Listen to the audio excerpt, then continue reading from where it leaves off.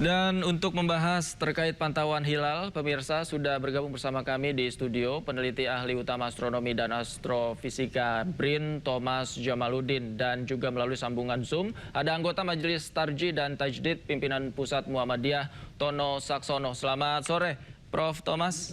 Selamat sore. Terima kasih sudah hadir. Waalaikumsalam warahmatullahi wabarakatuh. Ada Prof. Tono juga di sambungan Zoom, sudah tersambung. Prof. Tono, selamat sore. Assalamualaikum. Assalamualaikum, Pak Mas. Assalamualaikum. Waalaikumsalam warahmatullahi wabarakatuh. Baik, saya lagi-lagi kita bicara soal pantauan hilal ini untuk menentukan 1 Syawal 1447 Hijriah. Saya ke Prof. Thomas terlebih dahulu. Prediksi pantauan hilal ini seperti apa nanti? Ya, posisi hilal di Indonesia saat ini ketinggiannya kurang dari 3 derajat. Di Aceh itu pada perbatasan kriteria tinggi 3 derajat. Kemudian elongasinya kurang dari 6 derajat. Ini masih lebih rendah dibandingkan batas kriteria 6,4. Nah, dengan kondisi seperti itu, kriteria elongasi kurang dari 6,4, hilalnya akan sangat tipis sekali. Dan dengan ketinggian kurang dari 3 derajat, artinya gangguan cahaya syafaqnya itu masih kuat. Sehingga hilal yang sangat tipis itu akan kalah dari cahaya syafaq atau cahaya senja. Karena problem utama dalam ru'yatul hilal itu adalah problem kontras ya, dalam kondisi cuaca cerah. Jadi kalau hilalnya terlalu tipis, kalah oleh cahaya syafaq atau cahaya senja yang masih cukup kuat, maka hilal tidak dapat teramati. Oke, hilal tidak dapat teramati ya. Oke, saya ke Prof. Tono. Kalau begitu, Prof, kalau dari Anda sendiri, menurut Anda pantauan hilal pada hari ini seperti apa? Kalau kami kan memang tidak berprinsipnya hilal itu tidak harus kelihatan kan gitu. Jadi kalau pada tadi pukul 8.23 itu konjungsi terjadi di waktu WIB ya. Itu setiap jamnya itu hilal itu bertambah besar. Jadi prinsipnya adalah 1 detik setelah konjungsi itu hilal pasti lahir. Pasti. Bahwa itu kecil, bahwa itu kelihatan, tidak kelihatan, iya. Bahwa orang tidak percaya, iya silahkan. Tapi itu pasti ada. Itu prinsipnya. Dari setiap jamnya itu bertambah besar sekitar 0,03%. Meskipun tidak linear ya, tapi itu rata-ratanya seperti itu. Dari mana itu diperoleh? Dari saat purnama itu 100%. Purnama itu pada hari ke-14 atau ke-15. Kalau 100% dibagi 15 hari, dibagi 24 jam, nah, didapatlah per jamnya itu 0,03%. Tidak ada orang yang bisa menahan ini. Tidak ada orang yang bisa menahan ini. Itu adalah sunatullah, kehendak Allah seperti itu. Setiap jam 0,03%. Jadi kalau nanti pada saat maghrib, pada saat fajar di Jakarta, pada maghrib di Jakarta itu ketebalannya sudah 0,24%. Okay. Ya, hari ini 0,24%. Bahwa itu tidak kelihatan, ya tidak kelihatan mungkin, tapi itu ada 0,24%. Itu hitungan hitungan astronomis yang sangat akurat ini. Oke. Jadi masa itu bukan hilal? Kalau bukan hilal, balik lagi ke Urjunil Qadim. Nah, itu jadi tidak masuk akal itu. Jadi ini pasti hilal.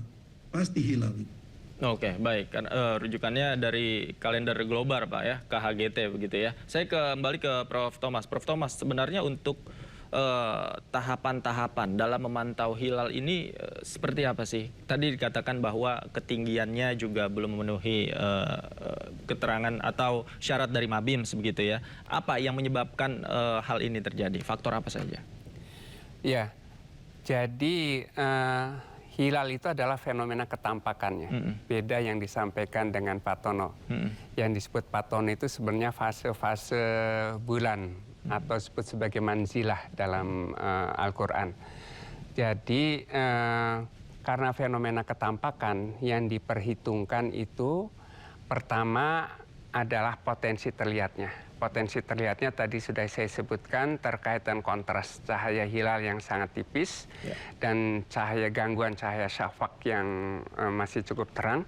Yang kedua adalah jeda waktu antara terbenamnya matahari dan terbenamnya bulan. Itu sebabnya ru'yatul hilal itu kadang-kadang dikejar waktu. Karena posisi hilalnya sangat rendah, berarti hanya beberapa menit dia berada di atas ufuk.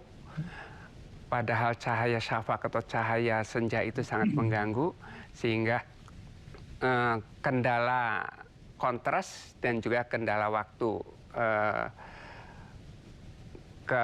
waktu terbenam matahari itu menjadi perhitungan yang harus diperhatikan. Kalau waktunya hanya sebut aja hanya 5 menit, itu berarti posisi bulannya rendah sekali. Nah, ya setelah bulan tersebut terbenam tidak ada lagi kesempatan untuk mengamati hilal.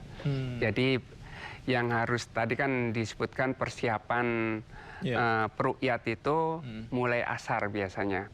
Karena teropong ini harus diarahkan dengan teropong yang sekarang sudah canggih, yang sudah computerized, itu bisa mengikuti posisi hilal. Jadi mulai dari matahari terbenam, teropong ini sudah langsung mengarah ke posisi bulan, kemudian dia akan mengikuti terus sampai nanti bulan terbenam. Oke. Ya. Tadi yang menarik Anda bilang selalu dikejar-kejar waktu nih. Emang waktunya rata-rata berapa lama hilal itu bisa terlihat? Tergantung dari segi ketinggian awalnya ya. Jadi bulan itu akan bergeser sekitar dalam waktu 1 jam itu bergeser sekitar setengah derajat. Pergeseran ininya ya. Tetapi waktu untuk terbenam itu kira-kira hanya dalam waktu beberapa menit. Kalau hilalnya rendah, itu katakan sebut saja tinggi 3 derajat ya. Per derajat itu perlu waktu sekitar 4 menit. Jadi hanya waktu 12 menit dia akan terbenam. Kalau tadi di laporan misalkan ada yang tingginya hanya 2 derajat. Berarti dia hanya ada waktu kesempatan 8 menit untuk mengamati sampai bulannya terbenam. Oke, belum lagi ditambah faktor cuaca ya yang kadang juga menghalangi pandangan begitu ya. Baik, saya ke Prof. Tono. Prof. Tono, kalau Anda artinya kalau kita menggunakan kalender global, kita hitung bulan baru dimanapun di belahan bumi ini, tidak terbatas faktor cuaca. Artinya faktor cuaca, kemudian penglihatan secara langsung ini tidak menjadi halangan untuk menentukan itu, Prof. Tono? Sama sekali tidak. Udah pokoknya perhitungan hisab murni saja. Karena bagaimana, itu yang dijelaskan oleh Pak Thomas itu kan memang susah. Dan kita orang Islam lucunya cari penyakit gitu loh. Harus melihat hilal. Padahal misalnya gini, Amerika Serikat itu membangun GPS ya, itu biayanya sekarang ini total sekitar 1.000 triliun, 990 triliun, hampir 1.000 triliun. Itu agar supaya orang bisa bernavigasi tanpa melihat bintang. Tanpa melihat bintang. Itu adalah untuk mempermudah manusia. Sehingga tukang ojek bisa pakai kendaraan, cari alamat itu 100 meter belok kanan, 200 meter belok kiri. Itu kan untuk mempermudah orang, teknologi itu. Itu Amerika membangunnya dengan 1.000 triliun dolar. 1.000 triliun rupiah ya, kalau di kurs rupiah. Kemudian Rusia membangun yang namanya GLONASS. GLONASS itu biayanya kira-kira 11 miliar dolar. Ya, 11 miliar dolar. Kemudian Uni Eropa membangun Galileo. Biayanya, tadi GLONASS itu 6 miliar dolar. Rusia. Galileo, Uni Eropa membangun Galileo, biayanya kira-kira 11 miliar. Kemudian Beidou itu Cina, membangun Beidou itu dengan 5 miliar dolar. Kalau ditambahkan ke semuanya itu berapa ribu triliun itu? Berapa ribu triliun rupiah? bisa berangan berapa biji, bisa bikin berapa biji IKN itu. Itu adalah untuk mempermudah manusia. Lah kok Pak Thomas kok cari penyakit mencari yang susah gitu loh. Itu kan susah dipahami dengan akal sehat itu kalau seperti itu. Itu problemnya. Jadi hilal itu bisa dihitung dengan sangat akurat sekali. Dengan sangat akurat sekali. NASA misalnya sekarang ini ada dalam katalognya itu katalog gerhana bulan selama 5.000 tahun. 5.000 tahun. 2.000 tahun sebelum Masehi sampai 3.000 tahun Masehi. Ya, dari 2.000 tahun sebelum Masehi sampai 5.000 tahun Masehi. Gerhana bulan itu akan itu akan berlangsung berapa menit, mulainya menit keberapa, detik keberapa, tanggal berapa. Itu semua sudah tersusun dengan sangat rapi. Itu seperti itu. Jadi hilal juga seperti itu. Bisa kita hitung dengan sangat akurat. Kemarin gerhana bulan total itu cepat sekali, tidak ada yang meleset sama sekali. Jadi bagaimana mungkin umat Islam malah sekarang cari penyakit gitu loh. Itu betul-betul ini pembodohan umat menurut saya. Oke.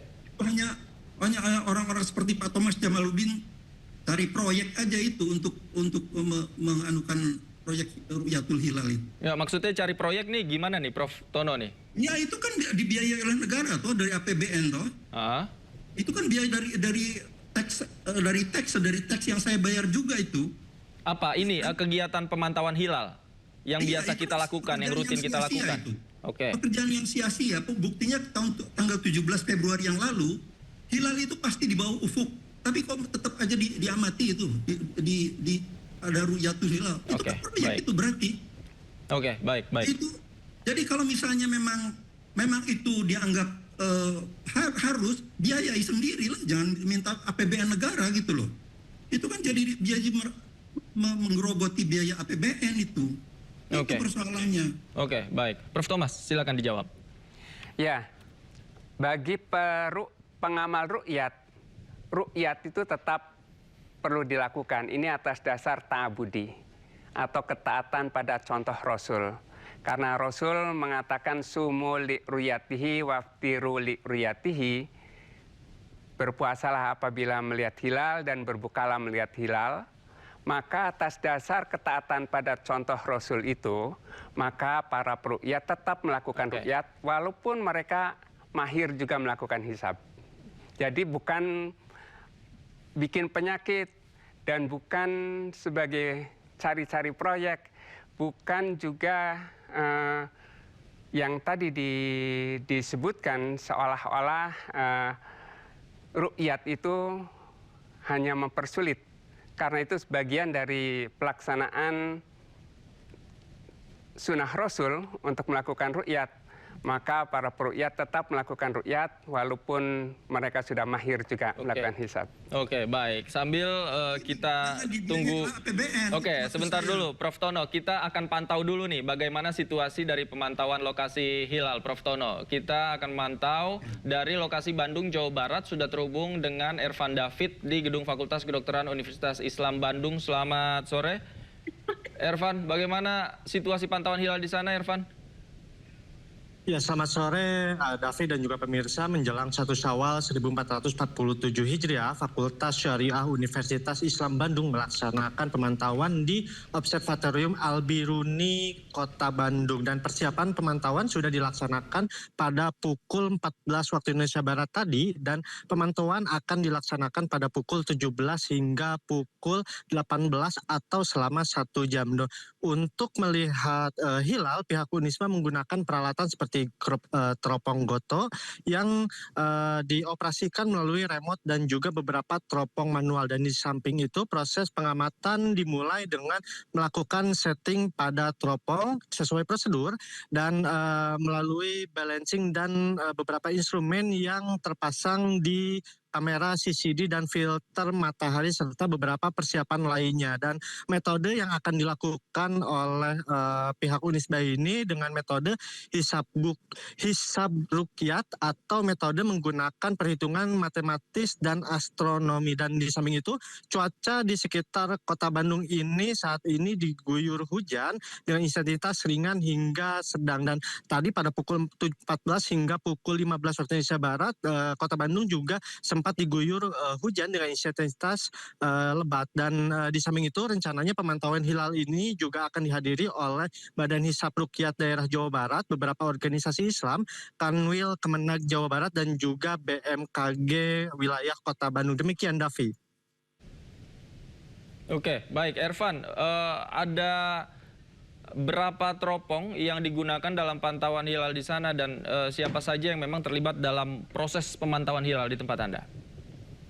Ya, dari pantauan kami di lapangan sendiri ada beberapa pihak yang ikut serta memantau hilal di kawasan Unisba ini sendiri, yaitu dari pihak BMKG Kota Bandung dan juga ada beberapa ormas Islam serta Kanwil Kemenag Jawa Barat untuk ikut melihat proses pengamatan hilal di kawasan Unisba ini. Dan untuk teropong yang disediakan sendiri di sini ada pihak BMKG membawa satu teropong manual serta ada 2 ormas Islam membawa 2 teropong juga, dan dari pihak Unisba membawa 2 teropong, serta di total ada 5 teropong yang akan digunakan untuk memantau hilal di Unisba Bandung ini sendiri. Demikian, David. Baik, terima kasih Ervan David melaporkan langsung dari Unisba Bandung, Jawa Barat. Terima kasih. Selamat bertugas kembali. Nah, ini yang menarik. Saya ingin bertanya ke Prof. Thomas, mengapa kemudian dalam proses pemantauan hilal ada lebih dari 1